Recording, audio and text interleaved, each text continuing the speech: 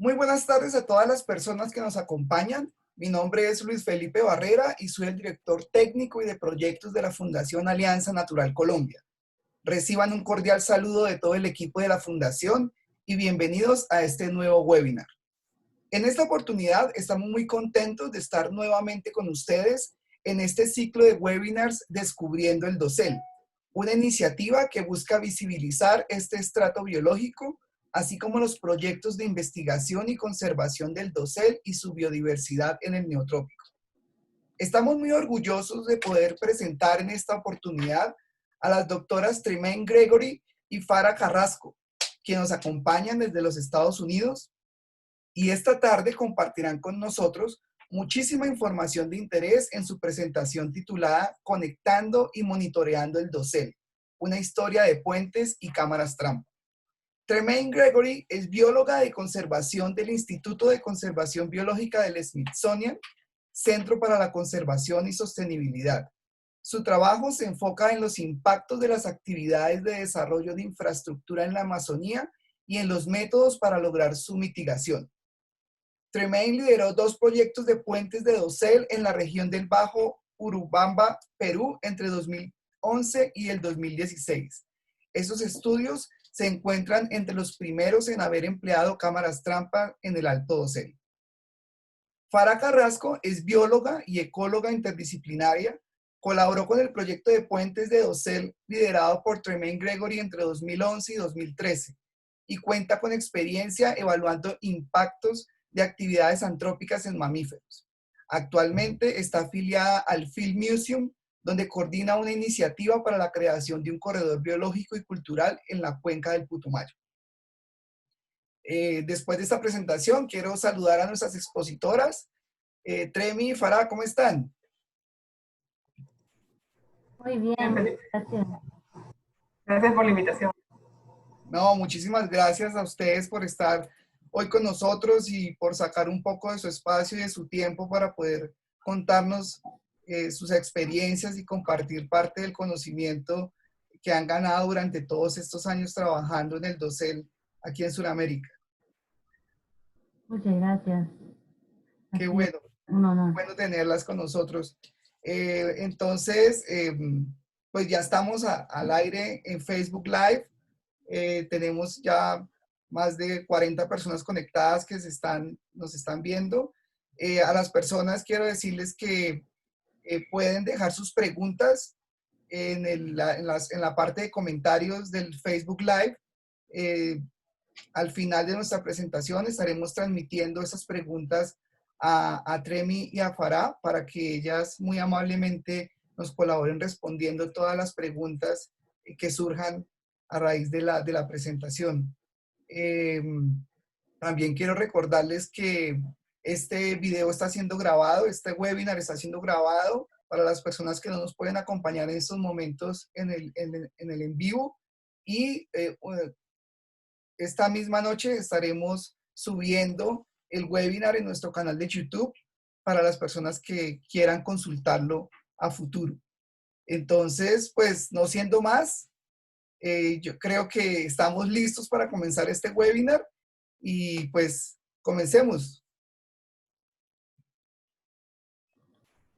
Muchas gracias por la invitación. Ha sido, siempre es un honor hablar de este proyecto que tuvimos la increíble buena suerte de poder llevar a cabo en la Amazonía peruana. Este proyecto lo iniciamos hace 10 años y se hizo con el Smithsonian Conservation Biology Institute, en donde yo sigo trabajando, y Farah ahora trabaja por el Field Museum. Si no conocen el Smithsonian, es el complejo de museos y centros de investigación más grande del mundo. La mayoría de los museos están ubicados en Washington, D.C., en donde yo estoy en este momento, pero también hay afiliaciones con museos en todo el mundo.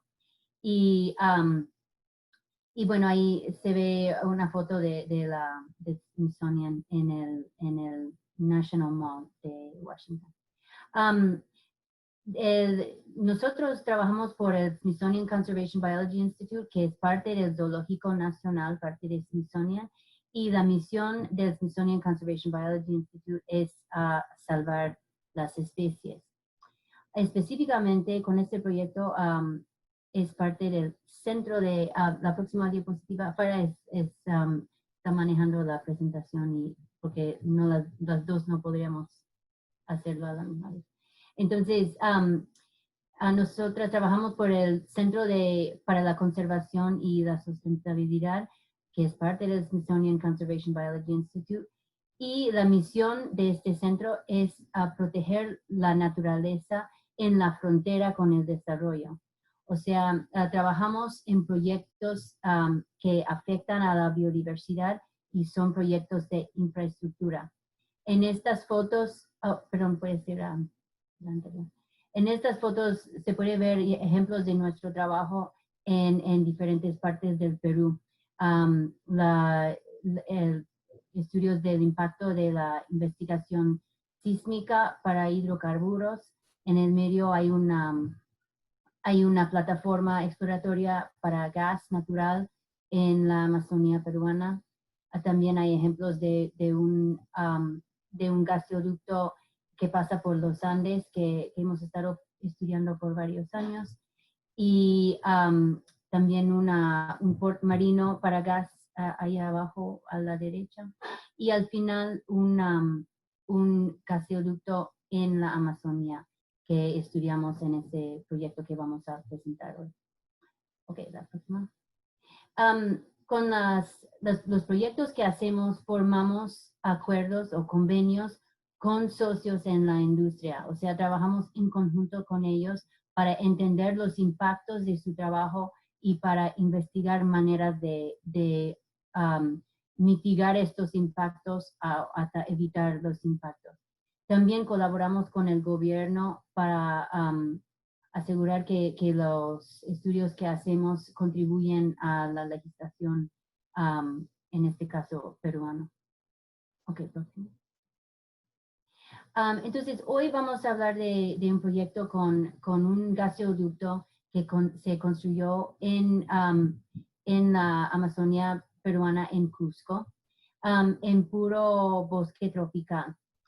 Y en el bosque tropical, como muchos de ustedes sabrán, hay extremadamente alta biodiversidad viviendo en todas partes, tanto en el suelo como debajo del suelo y también en el dosel de los árboles, en las partes más altas de los árboles. En la próxima diapositiva verán uno de los, pues el rey, digamos, o la reina, quizás del bosque, el otorongo. Es un animal que vive en la parte terrestre y le gusta mucho las visitas de los animales arborícolas para consumirlas, obviamente.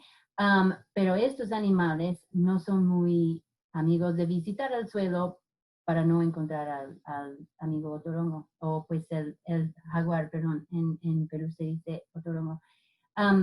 Pueden ver este mono capuchino está caminando en los pies traseros porque está muy nervioso estar en el suelo. Los animales arborícolas no están muy acostumbrados a bajar al suelo y no les gusta hacerlo.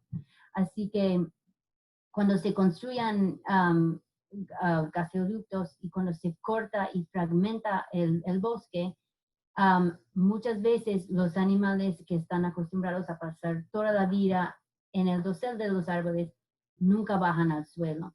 Entonces esto causa una fragmentación, divida el bosque en dos y animales no pueden usar los recursos que anteriormente usaban al otro lado del elemento de fragmentación.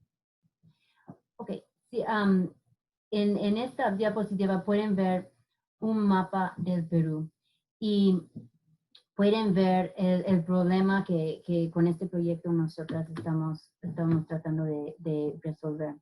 Pueden ver que atrás los colores indican la diversidad de mamíferos en el Perú y los otros países que conectan con Perú.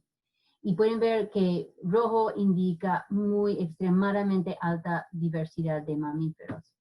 También pueden ver los polígonos negros que indican bloques de hidrocarburos, o sea, gas y petróleo, que estaban bajo contrato cuando hicimos ese mapa hace algunos años. Y demuestra que hay alto sobrelape entre áreas con alta biodiversidad y las concesiones para exploración y extracción de hidrocarburos. También pueden ver en los puntos morados que son plataformas exploratorias o de hidrocarburos, de petróleo y gas. Y también pueden ver que están concentrados en las áreas con alta diversidad de mamíferos en este caso. Entonces, cuando una compañía forma una concesión en estas áreas de tan alta diversidad, nuestro centro busca maneras de bajar ese impacto, como la fragmentación, como mencioné en la diapositiva anterior. Entonces, de nuevo, en esta foto, que es del Ecuador, un gasoducto o un oleoducto en Ecuador, pueden ver que el oleoducto corta el bosque en dos. Y animales que tenían territorios al lado derecho ahora no pueden cruzar al lado izquierdo si no se quieren encontrar con un jaguar o otro depredador o hasta si les da miedo bajar al suelo. Acá hay otro ejemplo de nuestro proyecto en el Perú y pueden ver que el medio ambiente ahí en el suelo es muy diferente que en las copas de los árboles. Entonces formamos un convenio con una compañía que estaba construyendo un gasoducto en la Amazonía peruana para investigar una mejor práctica para bajar este impacto. Y esto se llama los puentes de rosa. Son nada más conexiones de las copas de los árboles de un lado del derecho de vía, que es el camino del ducto, al otro. O sea, es un puente de ramas, no es un puente de metal o madera, o pues no es artificial o construido por los seres humanos, sino algo que naturalmente ocurría anteriormente y nada más trabajamos con la compañía a dejar intactos estos árboles que conectaban para que los animales arborícolas pudieran seguir cruzando de un lado al otro. Lo interesante de este proyecto y de este convenio que formamos con esta compañía fue que tuvimos la oportunidad de iniciar el estudio antes de la construcción del gasoducto.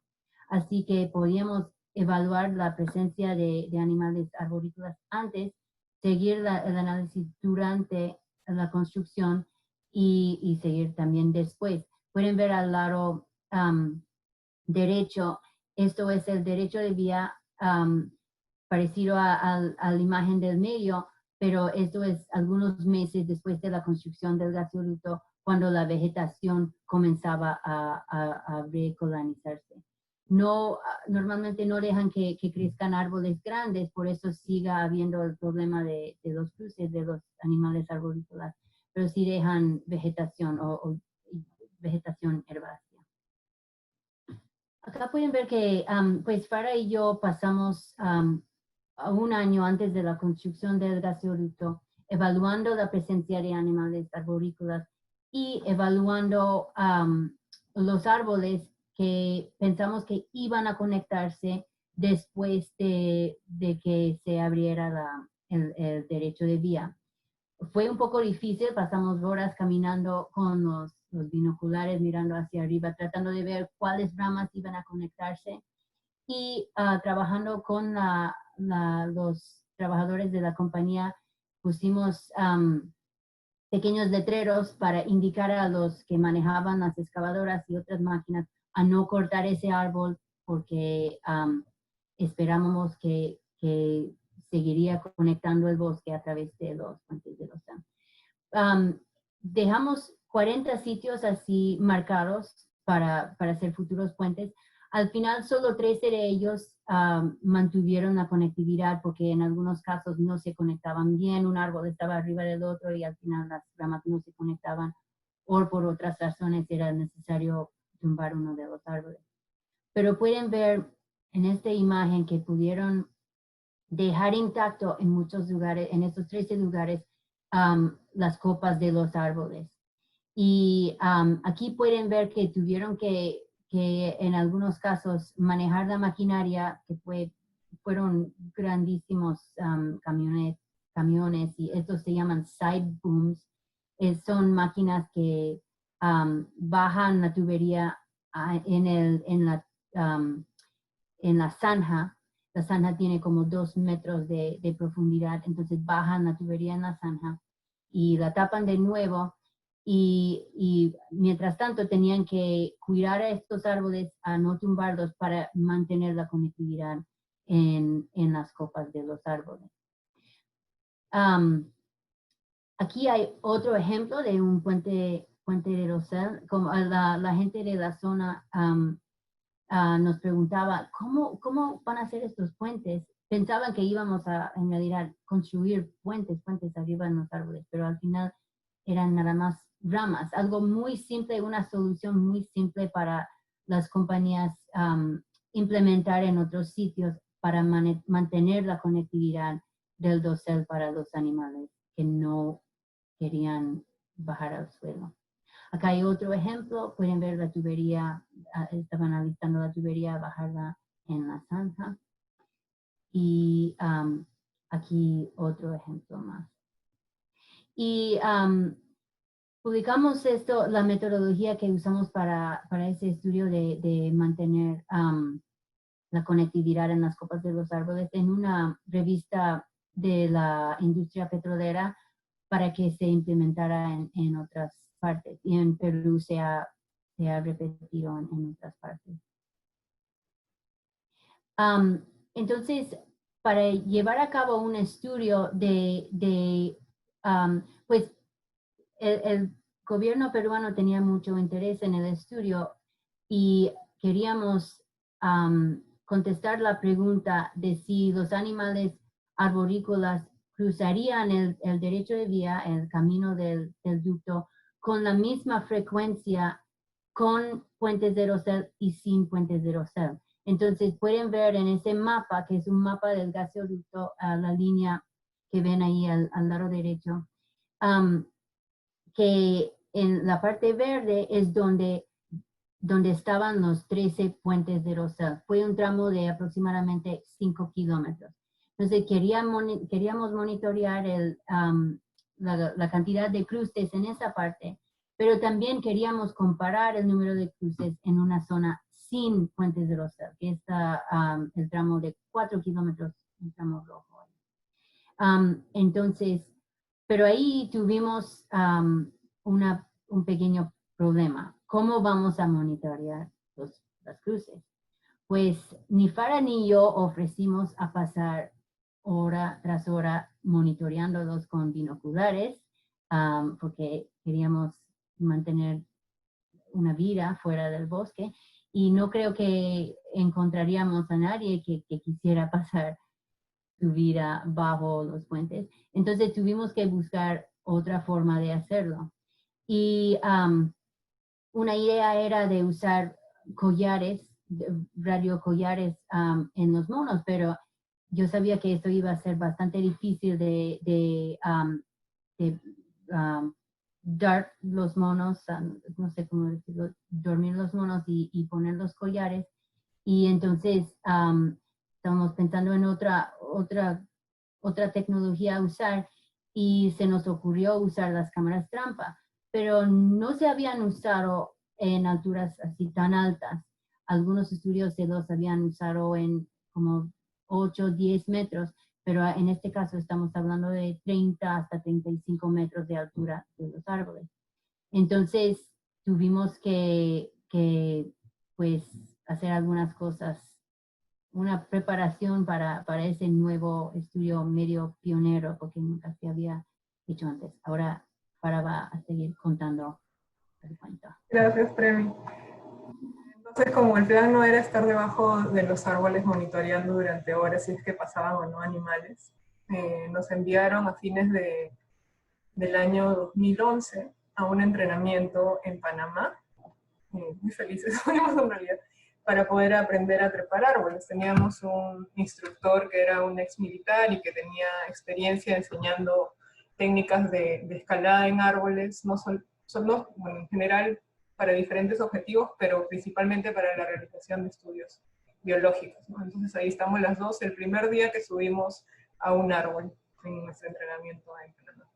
Pero no solamente aprendimos a trepar los árboles, sino también a colocarles líneas alrededor de las ramas que elegíamos para escalar el árbol. Entonces, fuera de los equipos de escalada que conocimos y nos familiarizamos con ellos, también pudimos conocer que había unas ondas para poder lanzar estas líneas a alturas mayores a 30 metros, que con una onda manual o solamente lanzándolo con la fuerza de los brazos no iba a ser posible. Entonces acá pueden ver a una de nuestras compañeras que está agachándose porque está jalando el elástico de la onda con una pesa que estaba amarrada a una línea, una soguilla, y la onda está constituida también por un tubo de metal bastante largo, ¿no? Es mucho más alto que yo. Y nos permitía alcanzar las ramas que de otra manera no hubiéramos podido utilizar. Obviamente para trepar árboles necesitamos muchísimos equipos que garanticen que vamos a estar seguras en el dosel y tener toda la tranquilidad de poder trabajar instalando las cámaras y sacándolas o revisándolas. Y acá pueden ver que estoy totalmente cargada de equipos. Normalmente siempre tengo algo cubriéndome la cabeza en el campo, así trabajé caminando por el monte, pero en este caso particular yo sí opté por utilizar una malla para que las mosquitas o las abejitas del sudor no se estén metiendo en los ojos.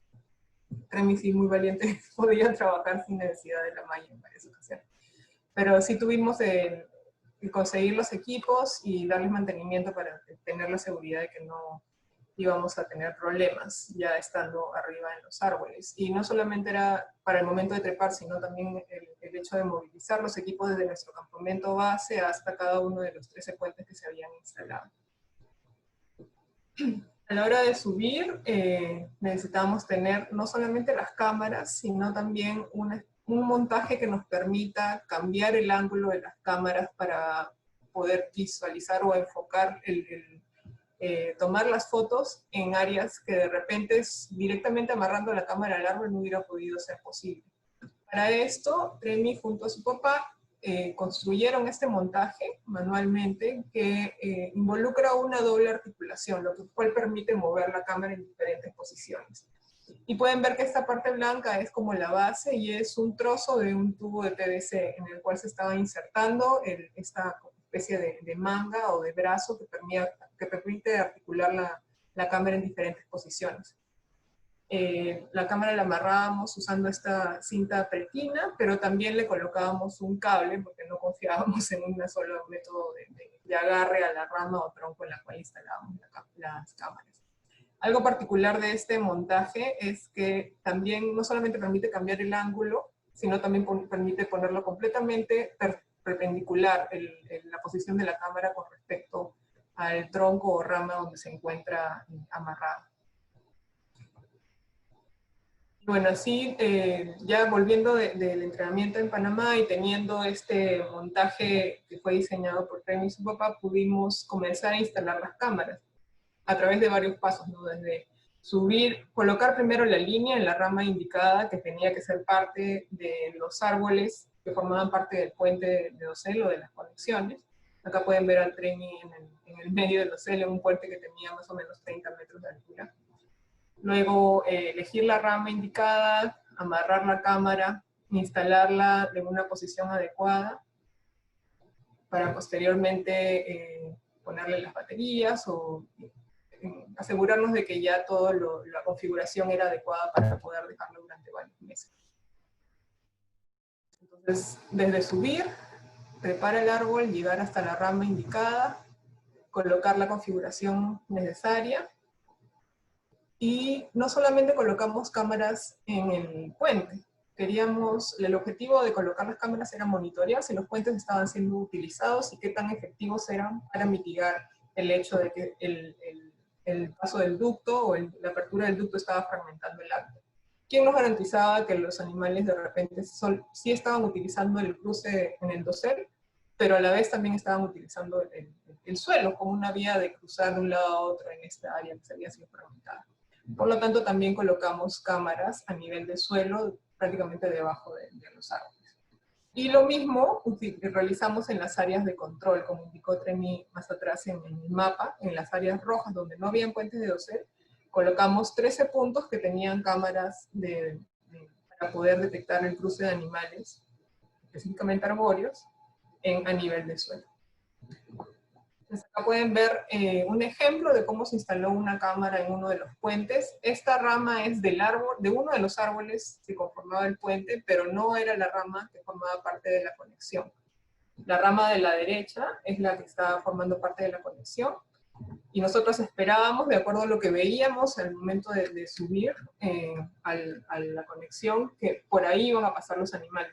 Algo que tienen que imaginarse es que nosotros mirábamos desde antes de subir a los árboles, mirábamos todo desde abajo, ¿no? Y es más o menos solamente en 2 dimensiones. Pero una vez que subíamos al árbol ya descubres que es como una carretera de diferentes vías, con ramas que se conectan de un árbol a otro, y te pones en la posición en realidad de un mono o de otro árbol, de otro animal arborícola, y cómo es que ellos ven ese mundo, ¿no? Es un mundo completamente diferente. Entonces teníamos que ponernos o comenzar a pensar como animal arborícola y decir, ok, la conexión viene para acá y la mejor manera de cruzar sería por estas ramas. Entonces ya teniendo esa concepción o esa idea, tratábamos de angular la cámara en una manera que enfoque literalmente a la rama de conexión por donde definitivamente voy a pasar un animal que esté cruzando o utilizando el puente. Y en este caso específico, este es uno de los resultados.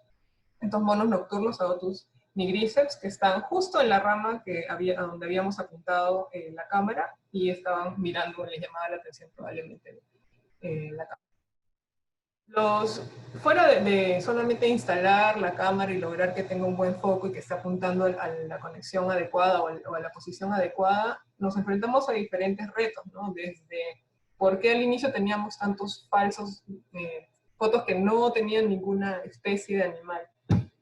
Tuvimos que subir para limpiar, por ejemplo, las hojas que estaban activando las cámaras, solamente por el hecho del movimiento, y también a mediodía estaba un poco más caliente. Entonces nos dimos cuenta que necesitábamos, en la medida de lo posible, retirar todas las plantas o las hojas que estén al menos a 1,5 metros de distancia de la cámara. No todo, porque podría también alterar la naturaleza de la conexión y generar algún rechazo por parte de los animales, porque iban a notar como muy diferente. También nos enfrentamos a cámaras que se llenaron de agua, ingresaron insectos, tuvimos algunos visitantes inesperados que ya les vamos a comentar. Y todo esto lo logramos registrar en este artículo, que prácticamente explica cuáles fueron los métodos que utilizamos, se explica cómo se diseñaron los montajes y los retos que tuvimos que enfrentar y cuáles fueron las mejores soluciones que tuvimos para obtener éxito en este proyecto. Y ahora les voy a enseñar algunas de las especies que registramos cruzando varios de los puentes que se instalaron en esta zona del Bajo Urubamba en Cusco. Uno de los más abundantes, o en realidad la primera especie que estuvo siempre presente, fue Aotus nigriceps. En este caso están viendo los individuos con una cría. En una ocasión en un puente tuvimos la felicidad de poder obtener una secuencia de fotos de varios días durante varios meses de una cría que la llevaba desde el pecho muy pequeña, la madre y el padre, hasta el momento en que la cría pasaba al dorso y luego ya caminaba sola e independiente, ¿no? Subiendo de vez en cuando en alguno de los padres. También tuvimos registros de esta especie de Cervinus imperator. Pueden ver las características de los bigotes blancos en la cara de este pequeño mono. También tuvimos a Cervinus fusicolis, que ahora es género Leontoceus. Otra especie de mono, como le decimos en Perú, el guapo negro, en este caso es Pithecid orata. No solamente uno individuo, sino en parejas, también venían con crías. Otro de los visitantes de los puentes o los que estaban utilizando los puentes eran los monos machines o los capuchinos, como mencionó Tremi. Y esta foto en particular es interesante porque pueden ver la utilidad de cómo angular la cámara, ¿no? En este caso la cámara estaba totalmente perpendicular al tronco del árbol del puente. También tuvimos la suerte de registrar tamandúas con cría, bastante grande, como ven acá, o también individuos que tenían la coloración de chaleco. Potoflagus o chosna, como le decimos en Perú, eso fue de las especies más abundantes, muchos registros de Potoflagus en casi todos los puentes, individuos con algunas marcas físicas que nos permitían saber que era el mismo utilizando el puente en varias ocasiones. Osos perezosos, en este caso del color Hosmani. Y este es un caso particular. Pueden ver que, bueno, acá está manipulando la cámara, es uno de las dos especies de puercoespines que registramos. Este caso es Coendu y Chilus. Y ellos fueron los causantes de algunos sustos que nos dimos, ¿no? Porque en una ocasión Tremi sube a un puente a revisar la cámara, la posición de la cámara estaba como a 30 metros y nos sucedió con la sorpresa que la cámara estaba abierta, abierta y movida. Y no que nos comenzamos a pensar como quién subió hasta esta altura a abrir una cámara. O sea, vamos a tener que ponerle candados a las cámaras que están en la altura. Nos tomó un poco de tiempo ya mirando las fotos de darnos cuenta que en realidad eran esos Coendus que en su curiosidad se dieron cuenta que la cámara era dura y parece que les gustaba bastante porque dejaron las marcas de los incisivos, ¿no? Habían estado mordisqueando y en toda la emoción lograron abrir las cámaras. Y esto es el registro de esta especie es particular porque previo al estudio que realizamos en el Bajo Urubamba no se contaba con registros del Coendu y Chilus más al sur de Iquitos. El registro que realizamos es a 900 kilómetros al sur del registro previo más sureño del país. Y pueden ver en las fotos de la izquierda, en el lado derecho está Coendu bicolor, y la diferencia de tamaño entre el Chilus y la especie más grande es bien evidente. Así que fue una grata sorpresa encontrar el registro de esta especie.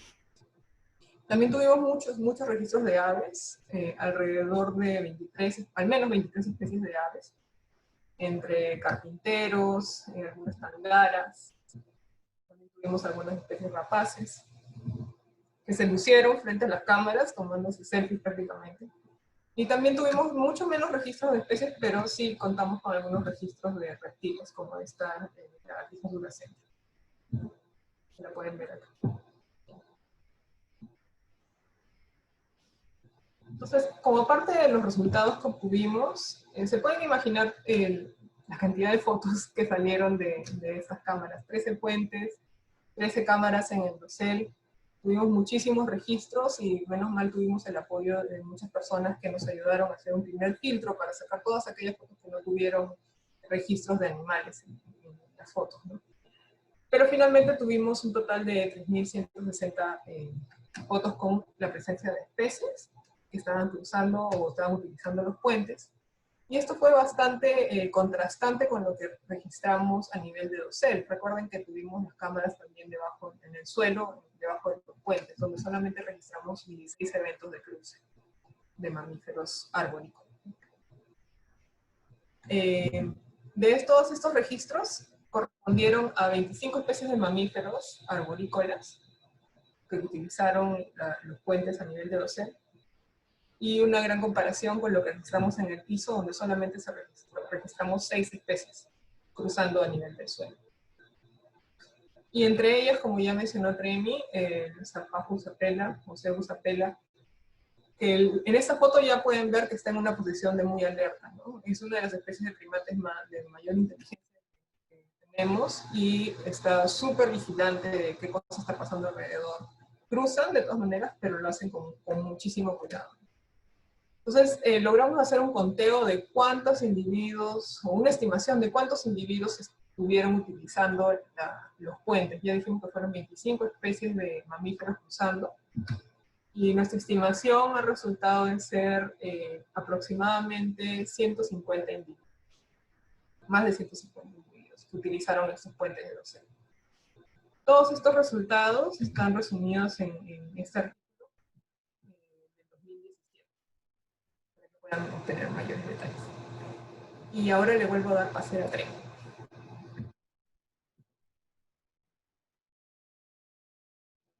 Tu micrófono. Ya, el mundo de Zoom. Muchas gracias, Farah. Sí, ahora quisiéramos hablar un poco de los próximos pasos de estos estudios, futuras preguntas que estamos investigando o que hemos comenzado a investigar. Uno de ellos es cómo cambia el uso de las ramas con la introducción de un gasoducto, un oleoducto. Entonces, en un estudio estamos proponiendo instalar cámaras trampa antes de que se abre el derecho de vía. Entonces, a ver cómo cambia el uso de las ramas entre antes y después del cambio, o sea, de la fragmentación. Entonces, esto es un estudio que tenemos planificado en el Perú. También un estudio muy interesante que hice con Diego Balbuena también en el Bajo Urubamba, era con una liana. Esto es otro gasoducto cerca a él, con la cual trabajé con Farah. Y cuando caminábamos diariamente por el gasoducto, también investigando los puentes de los naturales, vimos que había lianas por todos lados, por los lados del derecho de vía. Y decíamos, ¿y si tratamos de instalar uno de estas lianas de un lado del derecho de vía al otro, cruzarían los animales? O sea, si tejemos básicamente el bosque de nuevo con las lianas, cruzarían los animales. Se habían hecho anteriormente estudios con diferentes substratos y yo pensaba, un estudio en Costa Rica encontró que los animales preferían el bambú en vez de una soga o un material sintético. Entonces, pensamos que quizás una liana podría ser una solución interesante para lugares que no tenían fuentes naturales. Y si puedes ir atrás un momentito más. Acá pueden ver que fue un poco complicado, pero encontramos una liana de 20 metros y pusimos webbing de nylon en la liana, se puede ver en la foto a la izquierda, y después pasamos una línea por encima de una rama al otro lado y básicamente todos jalamos la línea para bajar para subir, la liana. Pero igual como con los puentes naturales, queríamos monitorear con cámaras trampa, y ahí a la derecha abajo pueden ver la cámara monitoreando la liana. Y si ahora en la próxima diapositiva pueden ver la liana, que esto fue un derecho de vía de 19 metros de ancho y la liana tenía 6 centímetros. Entonces pueden imaginar que es una línea bastante pequeñita y está en una zona totalmente abierta. Casi fue como una carretera el derecho de vía. Pero pensamos, era un experimento total, veremos si los animales cruzan. Y acá estoy instalando las cámaras.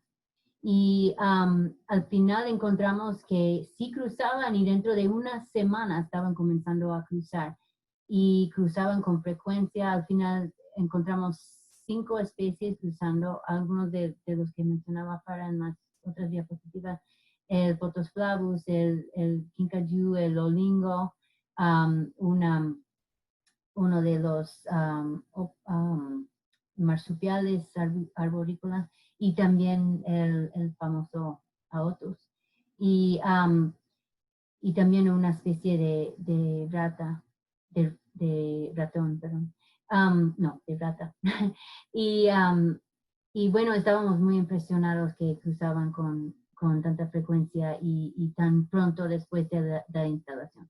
El problema con la liana era que se secaba y después de unos 6 meses aproximadamente se rompió y bueno, la conexión no seguía, pero era un experimento interesante que demostraba que un sustrato familiar o que los animales conocen bien porque usan las dianas todos los días, era una solución muy interesante y nos daba ideas para el futuro. También en el futuro espero comenzar a colaborar con una colega brasilera que se llama Fernanda Abra y ella quiere investigar diferentes tipos de puentes para cruzar carreteras, porque las carreteras, como quizás sepan, son uno de los problemas más graves para la biodiversidad en el mundo. Acá pueden ver un mapa de las carreteras en el mundo y pueden ver que cubre casi cada esquinita del mundo, excepto algunas partes de la Amazonía y en África, el Congo Basin y otras partes de Asia. Pero básicamente hay carreteras por todos lados y hay planificación a hacer 25 millones de carreteras dentro de los próximos 30 años. Entonces, si va a haber tantas carreteras, tenemos que buscar la manera de mantener la conectividad de los ecosistemas o van a colapsar muy rápido por falta de transmisión de información genética, porque los animales no van a poder sobrevivir con tan pocos recursos cuando se fragmenta el bosque, etc. Entonces, hay muchas soluciones a este problema. Aquí hay unos ejemplos de puentes grandes que hasta los animales terrestres pueden usar y también ejemplos de puentes a nivel del dosel como el proyecto que acabo de mencionar. Y aquí hay otros ejemplos de Australia que han sido ejemplos muy interesantes. Entonces, estos son algunos de los próximos pasos que tenemos en mente y esperemos siempre seguir usando cámaras trampa. Para nosotros ha sido una tecnología, una herramienta espectacular y extremadamente útil. Y bueno, felizmente hay muchísimos otros proyectos que están usando cámaras en el dosel ahora y creo que nos está abriendo el dosel un poco, dejándonos entenderlo mucho mejor.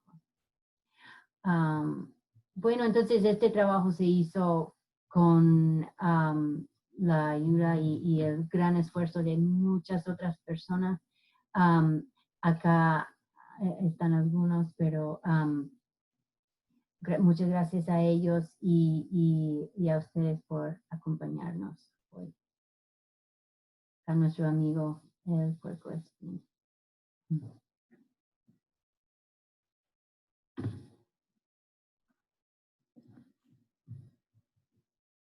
Bueno, muchas gracias, Trevi y Farah. Excelente presentación. Creo que somos muchos las personas que estamos tratando de comprender un poco cómo usar las cámaras trampa como una gran herramienta para el monitoreo. Y creo que ustedes nos han aportado grandes herramientas para poder evitar cometer errores en el futuro. Espero que sí.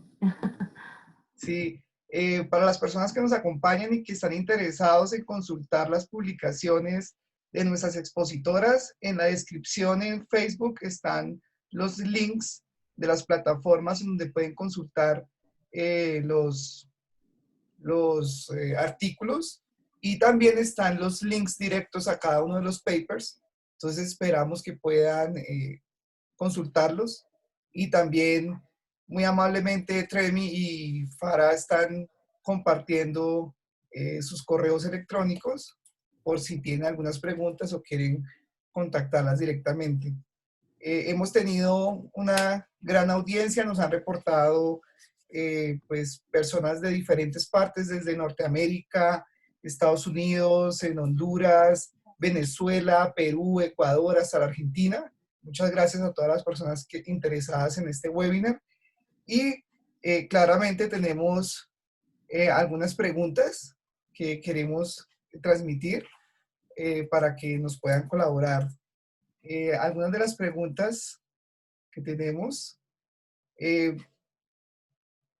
A ver, Juan Carlos Amilivia Gómez nos pregunta algo, pues que creo que es una de las grandes preguntas que se hace uno, y es, ¿qué criterios consideran ustedes que son los más importantes para instalar las cámaras? ¿Qué consejos nos pueden dar? ¿Qué es lo que más debemos tener en cuenta para hacer una instalación un poco más exitosa? Bueno, quizás puedo contestar esta pregunta. Lo que es súper chévere es que hay muchos diferentes tipos de cámaras ahora y cada día parece que hay más y los precios están bajando también y la tecnología está mejorando a la misma vez. Nosotros tuvimos la suerte de usar cámaras Reconyx que en ese tiempo eran los mejores y por eso tuvimos imágenes muy buenas de alta resolución con las cuales podíamos fácilmente identificar las especies, aunque en algunos casos obviamente no era posible. Pero bueno, yo diría que hay muchos sitios web como Trailcam Pro que tiene información sobre todos los diferentes modelos de cámaras y para cuáles usos son mejores y qué tan rápidos son. Yo escogería una cámara rápida y con alta resolución, si es posible, porque si las fotos no son de muy alta resolución, es difícil de identificar las especies. También no usamos video, pero yo creo que en el dosel podría ser bastante útil porque creo que es un poco más difícil de identificar las especies. Muchas especies no son muy bien conocidas tampoco, porque el dosel es menos conocido que pues las especies que viven en el suelo. Y los videos dan más información sobre el pellaje, o sea, la forma del cuerpo del animal y su comportamiento y todo esto. Aunque lleva mucho más tiempo revisar videos que fotos. Y como decía Para, tenemos 1.1 millones de imágenes al final, así que revisar las imágenes lleva bastante tiempo. Pero sí, bueno, y depende del uso, pero estas son algunas de las cosas que yo buscaría en una cámara. Y uno ahora no tiene que gastar 400, 500 dólares, uno puede gastar como 100 o 200 dólares y conseguir una cámara bastante buena. O una cosa que yo recomendaría es no usar cámara con flash blanca, sino con flash infrarroja, porque usamos una cámara con flash blanca y por una semana nomás y se ve que los animales están medio así porque es bien brillante y, y les puede asustar, puede afectar su comportamiento y además les puede hacer caer si están muy desorientados. Entonces recomiendo la flash infrarroja, aunque produce fotos blancos y negros en la noche, pero no afecta a los animales casi, aunque sí sienten la cámara, es algo desconocido en el dosel, pero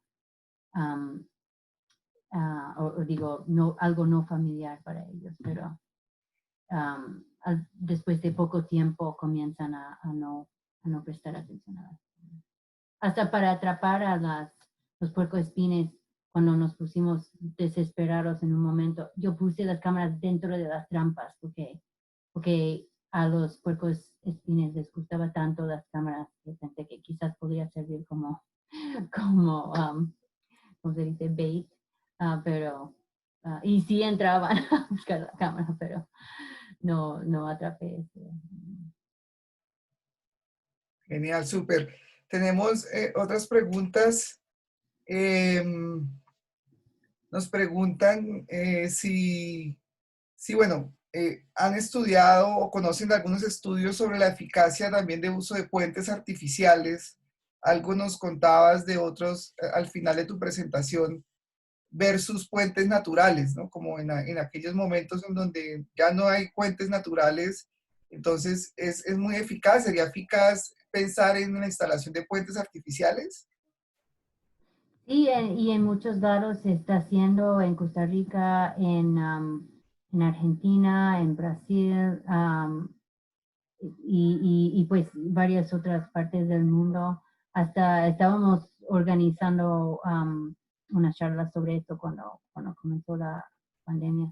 Pero sí, hay muchos ejemplos y hay mucho por aprender, porque como decía, el substrato es una cosa en que pensar. También es cómo los animales mueven. Es importante entender. Algunos viajan suspensatoriamente, no sé cómo decirlo, pero hay muchos monos como los monos araña o las mapizapas que no, muchas veces no caminan encima de las ramas, sino um, muevan debajo de las ramas. Y que se tiene que tomar esto en cuenta cuando se diseñan los puentes, y depende de en dónde están. Si es arriba de un gasoducto, pues si se rompe no es tan problemático, pero sobre una carretera tiene que ser mucho más sustancial y sí. Sí, creo que cuando estábamos haciendo el proyecto teníamos conocimiento de un proyecto en Ecuador, ¿verdad, Tremi? De puentes artificiales. Pero no sabemos de alguno que compare puente natural con puente artificial. Es algo que faltaría demostrar. O sea, siempre ha sido independiente. Y obviamente ahora ya hay muchos más estudios con respecto a puentes artificiales que en el 2011 o 2012. Ok. Otra pregunta que nos hacen es frente a los hábitos arborícolas de las especies, si dentro de las especies que ustedes encontraron, reportaron como alguna especie que no se conociera, que tuviera un hábito arborícola o que subiera a tanta altura y que eventualmente con las cámaras trampa registraron este comportamiento. Bueno, el puercoespín enano, o sea, el Coendu quilus, del cual Farah habló, esto fue la especie más interesante de todos, porque no fue conocido para la zona. Hasta yo tengo la súper buena suerte de poder cruzar al Mall Nacional, a ir al Museo de Historia Natural y hablar con personas como Louise Emmons, que escribió uno de los libros más usados sobre los mamíferos, y le dije, tengo fotos de un puercoespín pequeñito, y ¿qué especie crees que es? Y ella dijo, no debe haber puercoespines de este tamaño en esa zona. Esto puede ser una nueva especie, o tiene que ser una extensión de rango muy grande, porque no es posible que esté allá. Y por eso atrapamos un individuo al final y verificamos que era una especie conocida del norte del Perú. Pero esto fue súper sorprendente. También, no sé, cada vez que abrimos las tarjetas de memoria fue como, no sé, la Navidad o el cumpleaños, porque siempre había sorpresas y cosas súper chéveres. No sé si para quieres hablar de un ejemplo. Sí, solo un comentario adicional, que también hicimos monitoreos en transectos de primates para ver el efecto de la construcción del ducto, que no estaba directamente relacionado con la presencia de los puentes o no. Y en algunos de esos monitoreos sí vi una eira bárbara, una taira, subiendo a altura media en el árbol, ¿no? Y yo decía, quizás van a salir en las cámaras, pero en realidad nuestros puentes estaban, las conexiones estaban de entre 20 a 35 metros, ¿verdad? 3000, el más bajo no recuerdo cuál era la altura. Pero no tuvimos, pues, por ejemplo, un leopardo, un margay, que también son arborícolas, o esta eira bárbara en las fotos, ¿no? Fueron más que nada primates, roedores, los perezosos, el perezoso y las tamañas. Ok. Tenemos una pregunta de Roger Ayazo. Te manda muchos saludos a Farah y pregunta, dice, no sé si me perdí un poco, pero ¿cuál fue la diferencia en el número de especies o frecuencia de uso de los puentes antes y después de la construcción de la vía? Lo contesté. No, los puentes no estaban expuestos antes de la construcción de la vía. Los ubicamos, o sea, como contó Tremi, estuvimos caminando en lo que todavía era bosque y iba a ser el ducto o esta pista de ancha y abierta, ubicando los puentes, pero no colocamos ninguna cámara y tampoco es que estuvimos monitoreando con los binoculares quienes cruzaban en esos lugares. En un inicio teníamos muchas opciones, ¿no? Decíamos, mira, acá con los binoculares veíamos, acá creo que hay una conexión, posible puente, tuvimos más de 40 opciones y al final por cuestiones de técnicas de cómo se construye el ducto y qué tanto necesitan abrir, que las curvas necesitan cavar más hacia los lados. Hay un montón de consideraciones técnicas que nosotras ni idea, lo aprendimos en el camino con el equipo de topógrafos y ingenieros. Entonces, no realizamos un monitoreo de los puentes porque era bosque conectado en ese momento. Recién se comenzó con el monitoreo cuando ya abrieron el ducto y tumbaron todo el derecho de vía o esta pista, pero dejaron estos dos árboles que conectaban en 13 puntos. En 13 puntos teníamos los puentes que estaban formados por estas conexiones de dos árboles, uno a cada lado del ducto. Ok, genial. Una pregunta que nos hacen desde Centroamérica, Carlos Funes pregunta, ¿cómo comprobaron que realmente las especies estaban cruzando el puente y no solo subían y se alimentaban del árbol o buscaban algún recurso y volvían y bajaban, sino que lo utilizaban para moverse de un lado al otro? Y bueno,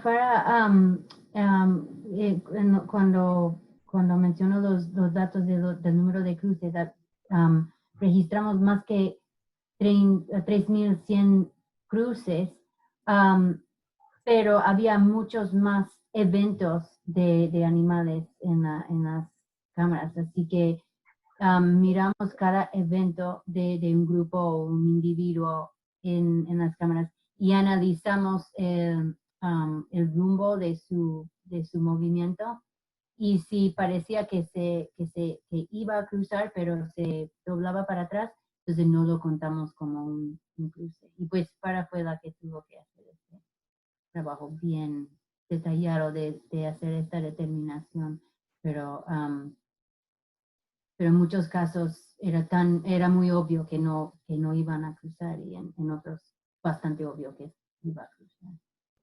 Sí, y lo otro es que a la hora que colocamos las cámaras también, o sea, teníamos, al momento que estábamos arriba, podíamos ver de dónde venía la rama del árbol del frente y por dónde era la única conexión que habría sido posible para un animal que pueda pasar. Y sí estuve muy atenta a ver si es que estaban comiendo, pero la mayoría o todos los que consideramos como cruces eran animales que venían en dirección a la cámara o salían de dirección de la cámara y se perdían. Como dice Tremi, aquellos que llegaron hasta la mitad de la rama frente a la cámara y se regresaron, esto ya no era contado como un evento de cruce o un evento exitoso de uso de puente. Sí, y también sí vimos que en algunos de los puentes, el puente de Londres, lo llamamos, tenía muchas posibles conexiones. Entonces ahí instalamos 3 cámaras para atrapar todas las cruces, o sea, no dejar que pasaran animales o que cruzaban sin registrarlo. Entonces, usamos en los 13 puentes, había 25 puntos de monitoreo. No, o sea, casi todos había más que una cámara. Genial. Algunas preguntas técnicas que nos hacen frente al manejo de las cámaras es si tuvieron problemas con humedad y cómo los pudieron solucionar. Oh, sí, tuvimos hartos problemas con humedad. Y también en futuros proyectos en el suelo he aprendido muchas cosas sobre cómo usar las cámaras trampa, pero yo he visto que otros investigadores hacen cosas parecidas, pero por ejemplo en los Reconyx hay el área para las pidas, tiene una capacidad de 12 pidas, pero encontramos que usando 6 pidas, pero poniendo pelotitas de sílica gel hechas con medias o lo que sea, en el área para las otras 6 pidas, esto hacía durar mucho más las 6 pidas que usar 12 pidas. Y también, bueno, dejamos algunas cámaras por 6 meses sin cambiar las pilas y seguían funcionando, pero la sílica gel ayuda un montón. Y bueno, también había, el Reconyx anteriormente tenía una válvula que manejaba la presión dentro de la cámara, pero comunicamos con Reconyx y les decíamos, esto es una puerta para termitas y hormiguitas chiquititas. Y verdad que entraban y formaban todo un castillo dentro y perdimos muchos datos de esta forma, pero taparon este huequito y cambiaron el gasket, no sé cómo llamarlo, en la cámara y así se podía manejar la presión dentro de la cámara, pero ya no había esa puerta para investigadores de los... Y otra, fue interesante también darnos cuenta que en un inicio que la limitante no resultó ser las baterías o las pilas, sino la capacidad de la tarjeta. La tarjeta se llenaba súper rápido en algunas ocasiones y batería o energía tenía para mucho tiempo más. Y esto también está bastante relacionado con los falsos triggers, ¿no? Tenían por ramas o por el viento, era muy caliente y se movía la vegetación más allá de 2 metros y a veces tenían puros árboles moviéndose. Sí, creo que eso es un tema bien interesante, el tema de los falsos disparos. Y precisamente nos preguntan sobre, pues ustedes comentaron algo sobre limpiar un poco la vegetación que está alrededor de la cámara, pero también nos preguntan sobre si recomiendan algún nivel de sensibilidad. Las cámaras tienen diferentes niveles de sensibilidad para hacer el disparo. No sé, ustedes cuál usaron y por experiencia cuál recomiendan. Usamos alto sensibilidad, pero se podría experimentar un poco con esto. Yo creo que para algunas cámaras eso era un problema, pero para otros no, y como quería mantener los mismos, la misma programación para todas las cámaras, las dejamos así en alta sensibilidad. Además, no queríamos perder ningún evento, así que decidimos que el costo de tener que revisar más imágenes era menos que el costo de perder fotos, o no sé, más alto depende. Okay. Y hablando un poco más de temas técnicos, nos preguntan qué tipo de batería usaron y qué recomiendan. Importante, usamos pilas de litio siempre.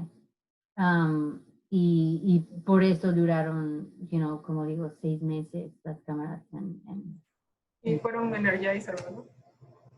sí, Energizer. Las grises. Ya. ¿De autonomía 6 meses aproximadamente? Sí, hasta más, algunos más, algunos menos. Dependía de muchas cosas. Pero si entra la humedad, mucho menos tiempo va a durar tu cámara. ¿Y las tarjetas SD eran de 32 gigas? De 16. Sí. Ahora, pero esto fue hace, no tantos años, pero ahora muchas cosas han cambiado. En las cámaras del del suelo usábamos de un gigabyte y ahora casi no existen esto. Genial, no, espectacular. Creo que hay muchas otras preguntas. Vamos a responder un par más y Diego Varela nos pregunta, dadas las dificultades de trabajo en el dosel, ¿Cada cuánto tiempo revisaban las cámaras? Sí, es otra buena pregunta y otra razón por la cual, um, queríamos ver la manera de dejar las cámaras en el dosel por el máximo del tiempo, porque al principio fuimos, no era un lugar fácil de entrar. Tuvimos que entrar por helicóptero normalmente, y a veces por bote, pero normalmente por helicóptero. Tuvimos que entrar cuando la compañía con la cual estábamos colaborando podría tenernos en el campamento, porque a veces tuvimos equipos de 8, 10 personas. Um, entonces, sí, fuimos, la primera vez fue después de como 6 semanas, después 3 meses y otra vez 3 meses y después 6 meses la última vez. Y yo recomendaría chequear cámaras cada 3, 4 meses, si es posible, en el dosel. Y todavía vas a perder datos, creo, porque en el dosel hay sentimos que había muchas más cosas que querían invadir las cámaras en él. Nos hacen otra pregunta que me parece que es muy interesante. Algunas personas han leído el artículo del primer trabajo que ustedes mostraron y ellos nos preguntan sobre el sistema para angular las cámaras, que es homemade, ¿no? Lo hizo tu padre, Tremi. Entonces, hay personas que están interesadas o no saben si se puede conseguir, cómo pueden conseguir este sistema o cómo pueden hacerlo, no sé. Le he dicho a mi padre que debemos formar una compañía. Yo creo que es necesario. Ahí en el paper describimos lo que hicimos. Pero bueno, todas las piezas se pueden encontrar online. Um, Como esto, tengo un ejemplo acá que está conmigo siempre para pretender que estoy en el doctor. Pero esto es PVC de 4 pulgadas, es SCH40, entonces bien fuerte. Esto es difícil cortarlo, pero con un serrucho se puede cortar.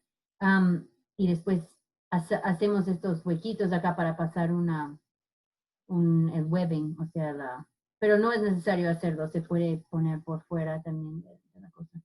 Y estas piezas se pueden encontrar online. En el paper damos información sobre esto, pero creo que han cambiado los códigos, pero sigue. Yo hice estos hace como 6 meses, entonces todavía se puede comprar todas esas piezas. Y acá hay dos, ¿cómo se dice? Joints, coyunturas universales o de pelota. Entonces, no sé si puede decir, pero este es uno y acá el otro. Y en el medio un bracito que conecta los dos. Y bueno, un detalle importante que cuando estaba trabajando con Diego Balbuena pensamos en este problema que gira esta pelota y cuando esté la cámara hay mucha fuerza.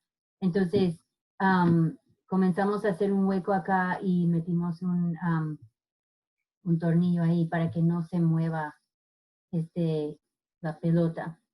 Y porque se tiene que ajustar muy, muy bien, porque ya que haya una cámara, crea un lever, no sé cómo decirlo, muy fuerte y cualquier animal se lo puede mover si no se ajusta muy bien. Pero hay muchos otros diseños y otros investigadores también han publicado información sobre sus diseños. También estamos trabajando en un paper ahora que describe otras cosas que han hecho otros investigadores. Genial, yo creo que todo el mundo estaría muy interesado en poder aprender porque claramente de poder poner bien la cámara depende mucho la información que uno pueda obtener y si uno pone directamente la cámara sobre los árboles o sobre los troncos, muchas veces el ángulo no es el ideal para poder tener buena información y buenas fotos. Sí, se necesita algo así porque es muy 3D, ¿no?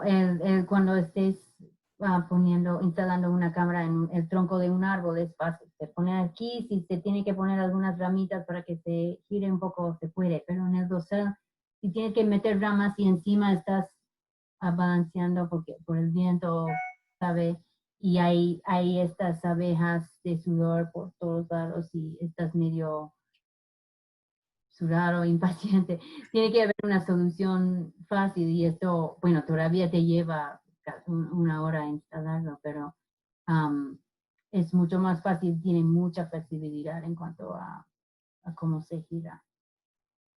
Bueno, una última pregunta que nos hace Cintia Dínora y nos pregunta, de acuerdo a las alturas de los árboles se establecen distintos ensamblajes de especies. ¿Qué altura es la óptima para instalar las cámaras trampa y poder obtener la mayoría de la riqueza de especies? O poder registrar el mayor número de especies. ¿Hay alguna altura promedio o qué recomiendan? Bueno, esto es un tema que estamos tocando en el paper que mencionaba también, que es,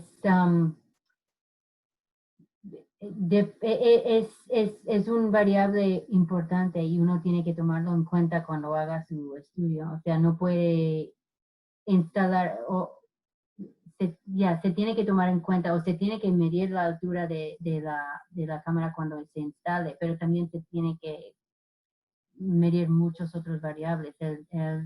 Um, el diámetro de la rama en la cual estás instalando la cámara, la especie de árbol en la cual estás instalando la cámara, si está su estado de fenológico, etcétera. Pero para mayor riqueza, creo que depende mucho del contexto. Y creo que si uno quiere registrar mayor riqueza, debe de tratar de poner cámaras en varios diferentes niveles de losa.